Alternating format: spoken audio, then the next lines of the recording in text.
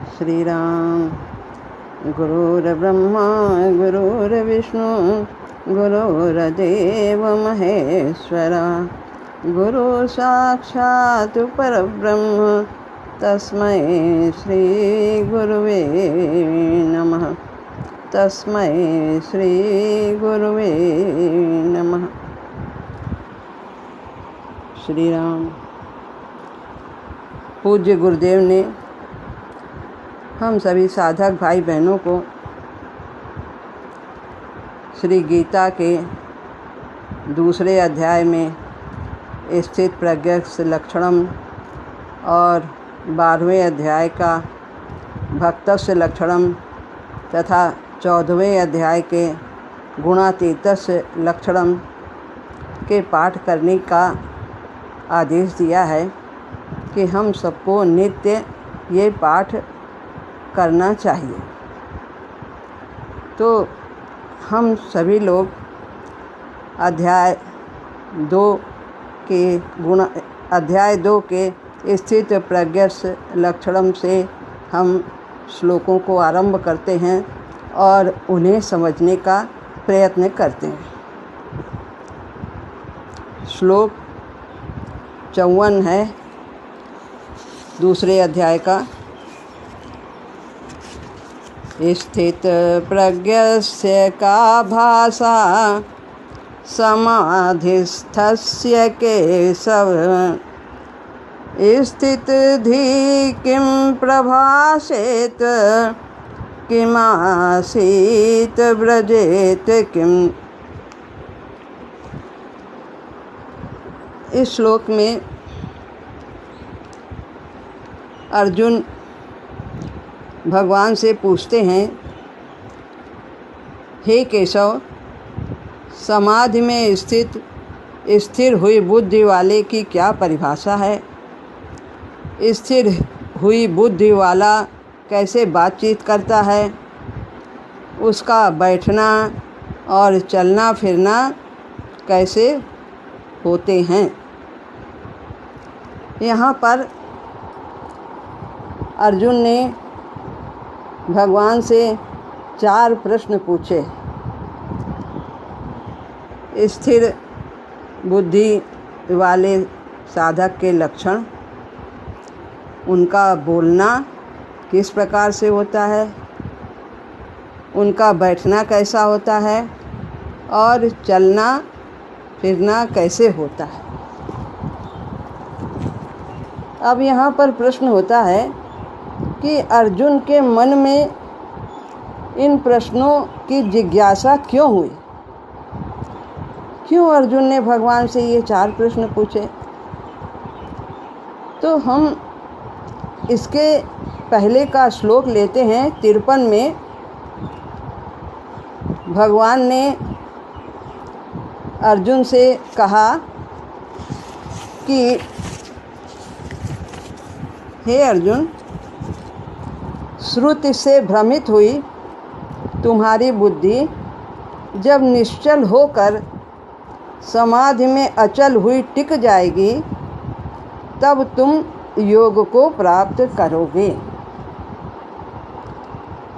श्रुति यानी वेदों से भ्रमित हुई तुम्हारी बुद्धि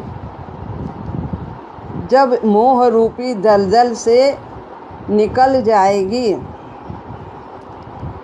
तब तुम स्थिर बुद्धि होगे और परमात्मा को प्राप्त करोगे। तो वेद पढ़ने से बुद्धि भ्रमित हो गई।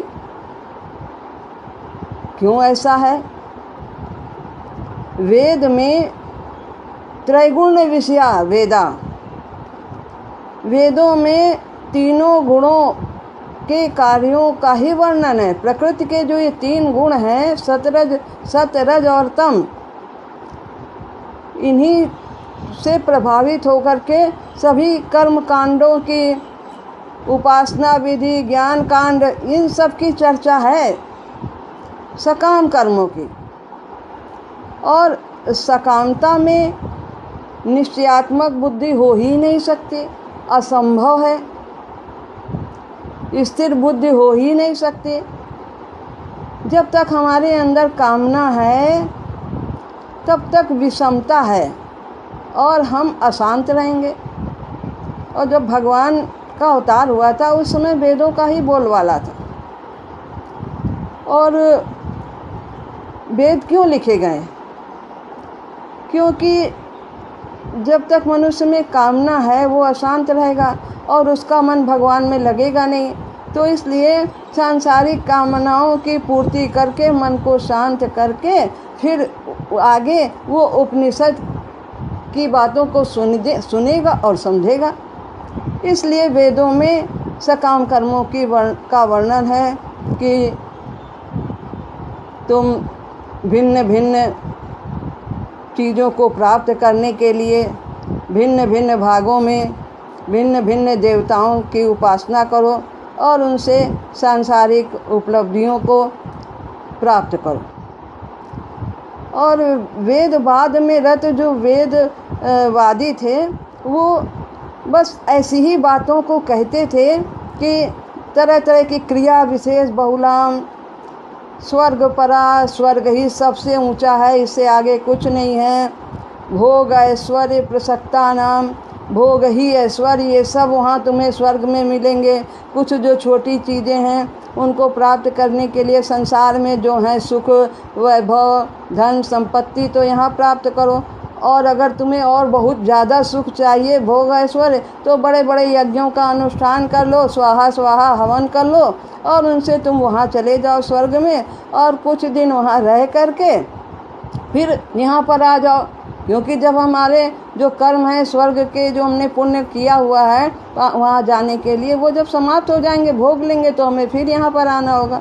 इस प्रकार वो वेदवादी जो थे, वेदवादी वो सब पंडित यही सब बताते थे कि जाओ और आओ, आओ और जाओ और हमारी भी दुकान चलती रहे। इस प्रकार के ये सब पुष्पित दिखाऊ शोभा युक्त वाणी में ही सब लोगों को लगाए रहते थे। भगवान की तरफ पहुंचने का तो कोई उस समय विचार ही नहीं कर पाता था, वेदों के कारण इन सब वाणी में रत रहते थे। तो कामनाओं के कारण अक्रांत जब तेरी बुद्धि मोह रूपी दलदल, मोह क्या था कि ये हमारे ये सब गुरु हैं, भाई हैं, बंधु हैं, ये सब मारे जाएंगे, ऐसा सोच रहे थे। ये सब मेरा तेरा मेरा, ये आसक्ति, इसी के कारण जो उनका बड़ा धर्म था अर्जुन का, वो उससे वो पीछे हट रहे थे। उनका कर्तव्य था धर्म की स्थापना और अधर्म का नाश, तो वो अपने कर्तव्य से विमुख हो रहे थे। तो भगवान ने कहा तू सुने हुए और सुनने में आने वाले इन सब से जब ऊपर उठ जाएगा, जब तेरी बुद्धि स्थित हो जाएगी समाज में, तब तू योग को प्राप्त करेगा। तो इसलिए अर्जुन के मन में ये शंका, ये प्रश्न उठा कि फिर हमारी बुद्धि तब स्थिर होगी और फिर हम परमात्मा को प्राप्त करेंगे। तो स्थिर बुद्धि वाले जो महात्मा हैं, वो जिनकी बुद्धि स्थिर हो चुकी है और जो महात्मा है जिन्होंने भगवान को प्राप्त किया है, वो कैसे होते हैं, उनके क्या लक्षण हैं और वो कैसा बोलते हैं, कैसा बैठते हैं और कैसा चलते हैं। यहाँ बैठना, बोलना, चलना ये क्रिया की बात नहीं हो रही है। यहाँ पर वो किस प्रकार से बैठते हैं, यानी विभिन्न परिस्थितियाँ जब आती हैं तो वो किस प्रकार से स्थिर रहते हैं और किस प्रकार से चलने का मतलब उसमें वो किस प्रकार से प्रतिक्रिया करते। तो यहाँ पर भगवान कहते हैं, अब हम श्लोक पर आते हैं 54वें श्लोक पर कि स्थित प्रज्ञस्य का भाषा समाधिस्थस्य केशव स्थित धी किम प्रभाषेत किमासीत ब्रजेत किम। हे केशव, केशव, स्थित प्रज्ञस्य का भाषा, स्थित माने स्थिर, प्रज्ञा माने बुद्धि वालों की का भाषा, भाषा माने लक्षण हैं। उनकी क्या विशेषता, वो कैसे होते हैं, उनके विचार कैसे होते हैं। तो उनके लक्षण पूछ रहे हैं। पहले स्थिर बुद्धि वाले का क्या लक्षण है। भाषा का मतलब लक्षण। समाधिस्थ, समाधि में स्थित जो स्थिर बुद्धि वाले हैं उनके क्या लक्षण हैं। और स्थित धी किम प्रभासेत, स्थित जो स्थिर बुद्धि, धी माने बुद्धि, किम माने किस प्रकार से, कैसे, प्रभासेत माने बोलते हैं। वो किस प्रकार से बोलते हैं, कैसा उनका बोलचाल का तरीका होता है, उनकी वाणी कैसी होती है। किमासीत, और किस प्रकार से वो विभिन्न परिस्थितियों में, अनुकूल परिस्थिति और प्रतिकूल में किस प्रकार अपने को स्थिर रखते हैं। और ब्रजेत किम, किस प्रकार से वो प्रतिक्रिया करते हैं विभिन्न स्थितियों में। तो यह अर्जुन ने भगवान से पूछा। स्थिर बुद्धि किसे कहते हैं। जो समाज में स्थिर बुद्धि जिसकी है उसकी पहचान क्या है। अनादि में समत्व का भाव रखना समाज में स्थिर बुद्धि वाले के लक्षण हैं। अनादि यानी प्रकृति, आदि तो परमात्मा है, और जो अनित्य चीज़ है वो प्रकृति है। उन परिस्थितियों में प्रकृति में समत्व रखना। प्रकृति सारी क्या है, ये संसार क्या है, प्रकृति है, और ये द्वंद्वों से युक्त है। द्वंद्व माने जोड़ा। यहाँ पर हर एक चीज़ का जोड़ा है। जन्म का है, मृत्यु, सुख का, दुख, मान का अपमान, हर एक संयोग वियोग, तो हर चीज़ का जोड़ा है। और जीवन में सबके यह आते हैं, आएंगे निश्चित रूप से। तो यह अनित्य में समत्व ही समाधिस्थ व्यक्ति के लक्षण हैं। जो प्रकृति है इनमें जो सम रखता है, सम रहता है, समत्व। और जब तक हमारे अंदर कामना है तब तक हम समता की स्थिति नहीं है, तो हम तो विषमता में ही रहेंगे, अशांत ही रहेंगे। तो उसके अंदर इस प्रकार प्रकृति में, संसार में, नाशवान वस्तुओं में वो सम रहता है। उनके आने में, उनके जाने में जानता है कुछ भी रहने वाला नहीं है, सब आया है तो जाएगा। तो समाधि में स्थित बुद्धि की व्यक्ति की यह परिभाषा है, यह लक्षण है कि वह अनित्य में समत्व का भाव रखता है, सम रहता है। और समत्व है तो स्थिर बुद्धि है। स्थिर बुद्धि यानी जिसकी मति डोलती नहीं है। इस बुद्धि में महाराज जी कहते हैं ये तर्क बुद्धि नहीं होती है, ये उससे परे की चेतना है जो व्यक्ति में, साधक में अंतर स्फूर्ति और निश्चयात्मिकता का बोध कराती है। निश्चयात्मिकता क्या है? निश्चय। क्या निश्चय? हम यहाँ पर क्यों आए हैं, हमारा केवल एक ही उद्देश्य है। एक ही उद्देश्य है परमात्मा को पाना। जिसकी अनिश्चयात्मिकता बुद्धि होती है, बहुशाखा हनन्तास बुद्धियो व्यवसायिना। तो जिसकी अनंत शाखाओं वाली बुद्धि होती है, आज धन पाना है, आज पुत्र पाना है, आज ये परेशानी, आज वो पूरी हो जाए, इस तरह से अनिश्चयात्मिका जिसकी बुद्धि है उसकी समाज में स्थिति नहीं है। तो ये वो परे की चेतना है, तर्क बुद्धि से परे की चेतना है।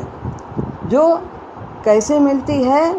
वो इसका साधन है निष्काम कर्म। इसका साधन है क्या? निष्काम भाव से कर्म करना ही, कर्म योग ही इसकी भीति है। निष्काम भाव से सकामना त्याग करके अदले के बदले की भावना का त्याग करके, चाहे हम प्राणी मात्र से हम व्यवहार करें, चाहे हम देवी देवता से भी उनकी उपासना करें, चाहे हम प्रभु की उपासना करें, हमारे अंदर किसी भी प्रकार से भौतिक जगत की कामना नहीं होनी चाहिए, तभी हम स्थिर बुद्धि हो पाएंगे।